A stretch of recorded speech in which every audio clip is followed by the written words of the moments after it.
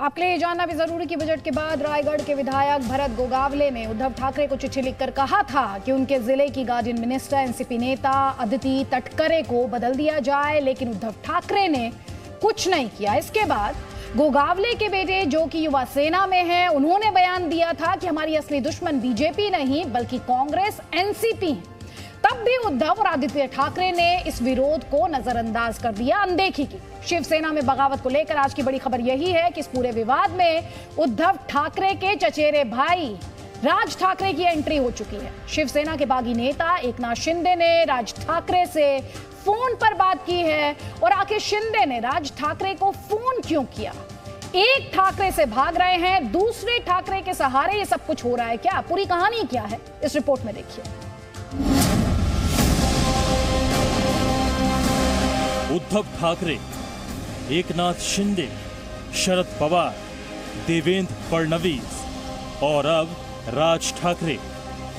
महाराष्ट्र की सियासी महाभारत में राज ठाकरे की एंट्री ने इस जंग को और दिलचस्प बना दिया है।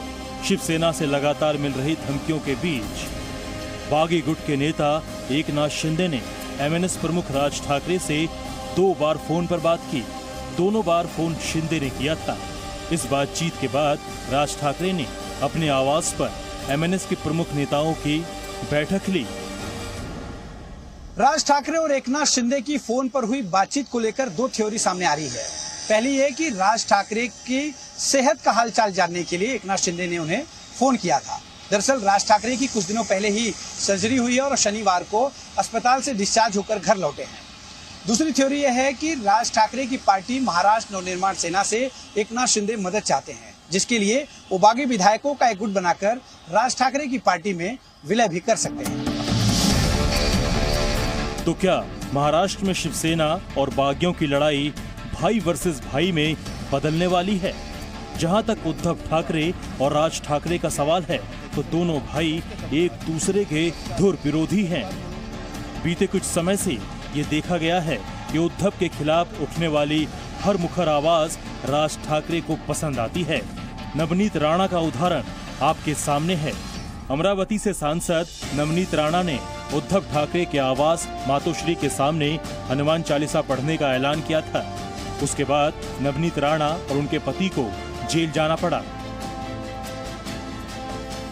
सगळ्यांनी एकमेकांचे सगळे आपल्या विरोधामध्ये सगळे एकत्र येतात, अन्यथा भांडत असतात।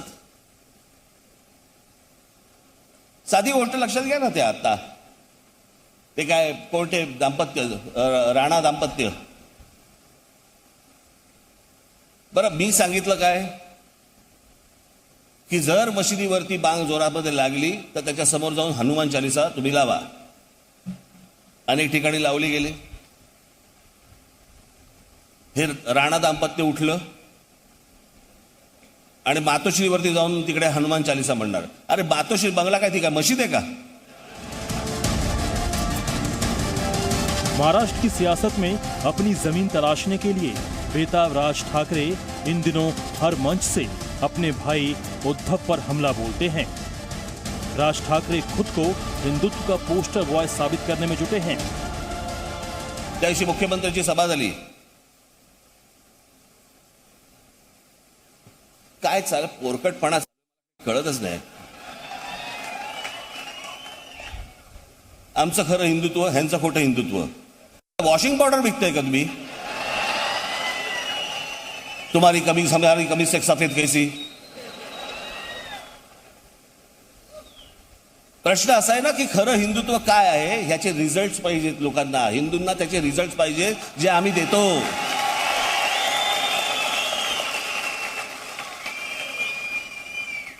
महाराष्ट्रातल्या मराठी माणसाला आम्ही रिजल्ट्स देतो। हिंदुत्व को लेकर राज ठाकरे जैसी आक्रामकता दिखा रहे हैं। कुछ वैसे ही तेवर इस समय एकनाथ शिंदे के हैं। शिंदे उद्धव ठाकरे पर बाला साहब की विचारधारा और हिंदुत्व से समझौता करने का आरोप लगा रहे हैं और दोनों की ये समानता महाराष्ट्र में एक नई सियासी संभावना को भी जन्म दे सकती है। सियासी नजरिए से भी ये संभावना हकीकत के काफी करीब नजर आती है, क्योंकि राज ठाकरे और एकनाथ शिंदे दोनों की जरूरतें एक जैसी हैं। दरअसल एमएनएस के पास विधानसभा में सिर्फ एक विधायक है, लेकिन फिर भी मनसे का संगठन पूरे महाराष्ट्र में सक्रिय है और ऐसे में अगर शिंदे अपने गुट का एमएनएस में विलय करते हैं तो उनके साथ ठाकरे परिवार का टैग भी बना रहेगा, हिंदुत्व की लाइन भी बरकरार रहेगी और सक्रिय संगठन भी साथ होगा। दूसरी तरफ राज ठाकरे का संगठन भले ही मजबूत हो, लेकिन उनके पास नंबर्स नहीं हैं और अगर शिंदे गुट उनके साथ आता है तो एमएनएस महाराष्ट्र में अचानक से सत्ता की साझीदार बन सकती है। यही नहीं, एमएनएस के उत्तर भारतीय विरोधी पार्टी होने की इमेज भी सुधर सकती है। इसके अलावा वो शिव सैनिक जो ठाकरे परिवार के प्रति तो समर्पित हैं, लेकिन हिंदुत्व पर शिवसेना से नाराज हैं, वो भी एमएनएस के साथ आ सकते हैं। हालांकि शिंदे गुट के बागी विधायक दीपक केसरकर का दावा है कि उनके गुट का किसी पार्टी में विलय नहीं होगा, होगा तो सिर्फ गठबंधन होगा। हम लोग मर्जर बिल्कुल नहीं कर रहे एमएनएस के साथ। ओरिजिनल नहीं, हम लोग तो ओरिजिनल पार्टी है, पार्लियामेंट्री पार्टी, हम मर्जर क्यों करेंगे? Will be recognised as Shiv Sena. यानी आप जो हैं बीजेपी या फिर बच्चू कडू या एमएनएस, ये तीनों पार्टी के जो ऑप्शंस हैं उसे आप खारिज करते हैं? हाँ बिल्कुल, हमको जरूरत ही नहीं किसी में मर्ज होने की। हम अलाइ करेंगे किसी भी पार्टी के साथ और हमारी गवर्नमेंट आ जाएगी महाराष्ट्र में। इस वक्त शिवसेना में बगावत का सबसे बड़ा मुद्दा है हिंदुत्व। हिंदुत्व के नाम पर ही एकनाथ शिंदे ने उद्धव ठाकरे से बगावत कर ली है। हिंदुत्व के नाम पर ही राज ठाकरे अपनी पार्टी का एक बार फिर से उदय चाहते हैं। अब सवाल यह है कि पूरे देश में हिंदुत्व के नाम पर राजनीति करने वाली बीजेपी क्या चाहती है। अश्विन पांडे, जी मीडिया, मुंबई। मेरे दो सहयोगी इस वक्त हमारे साथ हैं, मुंबई से अश्विन पांडे हमारे साथ हैं और पूजा मेहता गुवाहाटी से हमारे साथ है। सबसे पहले अश्विन पांडे, बीजेपी की अहम मीटिंग, कोर कमेटी की मीटिंग, उससे जुड़ा हुआ कोई अपडेट? इसके अलावा सीएम और होम मिनिस्टर के बीच भी मुलाकात हुई, लगातार मीटिंग्स का दौर जारी है, अपडेट दीजिए हमारे दर्शकों को। जी देखिए, 5 बजे की जो बैठक थी बीजेपी की कोर कमेटी की, उसमें मौजूदा जो परिस्थिति है राज्य में, इसको लेकर क्या कुछ स्टेप्स लिए जा सकते हैं, इस पर पूरा विचार विमर्श हुआ। और जैसा कि सुधीर मुनगंटीवार ने मीडिया से बातचीत करते हुए इस बात का जिक्र भी किया है कि क्या हम पर्यायी व्यवस्था या पर्यायी सरकार दे सकते हैं, इस पर भी चर्चा हुई है। और खास बात यह है कि अभी भी बीजेपी अपने आप को वेट एंड वॉच की स्थिति में रख रही है, चूंकि जब तक एकनाथ शिंदे गुट गवर्नर तक अपनी बात पहुंचाता नहीं या कोई ऐसा स्टेप नहीं उठाता जिससे कि पूरी तरह से जो महाराष्ट्र सरकार का अभी जो आंकड़े का जो गणित है वो हट नहीं जाता, तब तक बीजेपी कोई कदम नहीं उठाएगी। लेकिन बीजेपी इन तमाम परिस्थितियों पर बारीक नजर बनाए हुए है। आपको बता देगा दीदी, इस बीच मैं इस वक्त मातोश्री पर हूं, उद्धव ठाकरे घर के बाहर। यहाँ पर कांग्रेस के 5 बड़े नेता इस वक्त पहुंचे हुए हैं जिनकी उद्धव ठाकरे से बैठक चल रही है। और ये सब कुछ इसलिए हो रहा है क्योंकि सुप्रीम कोर्ट में जो आज सब कुछ हुआ है, जो बहस हुई है, उन तमाम मुद्दों को लेकर कांग्रेस उद्धव ठाकरे से बातचीत करेगी। कुछ देर पहले जयंत पाटिल भी पहुंचे थे, एनसीपी के महाराष्ट्र अध्यक्ष हैं वो। उनके जाने के बाद कांग्रेस के नाना पटोले महाराष्ट्र अध्यक्ष हैं। इसके अलावा अशोक चौहान पहुंचे हुए हैं, बाला साहब थोरात, नितिन राउत जैसे जो बड़े नेता हैं कांग्रेस के, वो इस वक्त उद्धव ठाकरे से बैठक कर रहे हैं। जाहिर सी बात है, जिस तरह की स्थिति बनी हुई है उस पर विचार विमर्श चल रहा है। कैसे मीटिंग का दौर जारी है। अश्विन, मेरी सहयोगी पूजा मेहता गुवाहाटी से हमारे साथ है। पूजा मेहता, सुप्रीम कोर्ट में जो प्रोसीडिंग्स रहे उसके बाद एकनाथ शिंदे कैंप में एकनाथ शिंदे द्वारा ये कहा गया कि बाला साहेब का हिंदुत्व जो है उसे लेकर एक बार फिर से उन्होंने एक ट्वीट किया। जो खेमा है एकनाथ शिंदे का, अब उसकी स्ट्रेटेजी क्या है? देखिए अदिति, आपको बता दें, जैसे ही सुप्रीम कोर्ट में आज 2 अर्जियों पर जो सुनवाई है वो खत्म हुई और ये कह दिया गया कि अगली सुनवाई 11 जुलाई को होगी। उसके बाद ही यहाँ पर गुवाहाटी के होटल में एकनाथ शिंदे गुट ने बैक टू बैक 2 मीटिंग्स की, एक 5 बजे और 6 बजे। कुल मिलाकर 3 आइडियल सिचुएशन पर जो है विचार विमर्श हुआ है। हालांकि बीजेपी खुलकर सामने नहीं आ रही है, लेकिन बैकडोर से जरूर एकनाथ शिंदे गुट के साथ जो है कम्युनिकेशन हो रहा है और 3 सिचुएशन पर बातचीत हुई। हुई कि आखिरकार फ्लोर टेस्ट किस तरह से होगा। क्या बीजेपी फ्लोर टेस्ट की मांग करेगी, जहां वो राज्यपाल के पास जाकर कहेंगे कि उद्धव ठाकरे का जो खेमा है अब वो मेजॉरिटी में नहीं रहा है तो फ्लोर टेस्ट की मांग कर सकते हैं, या फिर एकनाथ शिंदे का गुट जो है वो फ्लोर टेस्ट की मांग कर सकता है। और तीसरी सिचुएशन ये है कि राज्यपाल क्या खुद सुओ मोटो फ्लोर टेस्ट बुला सकते हैं। तो कुल मिलाकर जो है यहाँ पर काफी हलचल बढ़ गई है गुवाहाटी के इस होटल में, और कहा जा रहा है कि हम एक्सपेक्ट कर सकते हैं कि 1-2 दिन में कुछ बड़ा भी निर्णय ले सकते हैं एकनाथ शिंदे का गुट। ये वो तमाम ऑप्शन हैं जिन पर हर किसी की निगाहें टिकी हुई हैं। पूजा मेहता आप रही है हमारे साथ, अश्विन भी लगातार हमारे साथ हैं, लेकिन किस तरह से शिव सैनिकों का आक्रोश कुछ बागी विधायकों के खिलाफ देखने को मिल रहा है, बता रहे हैं। बिल्कुल अदिति, वीडियो दिखाते हैं, सीधा वीडियो दिखाते हैं कि कैसे शिव सैनिक अब अपना आक्रोश दिखा रहे हैं। पुणे का ये वीडियो है, पुणे की ये तस्वीरें हैं, जरा इसको देखिए आप। पुणे में बागी विधायकों के फोटो पर शिव सैनिक दरअसल जूते चला रहे हैं। इन्होंने उद्धव ठाकरे के समर्थन में नारे लगाए।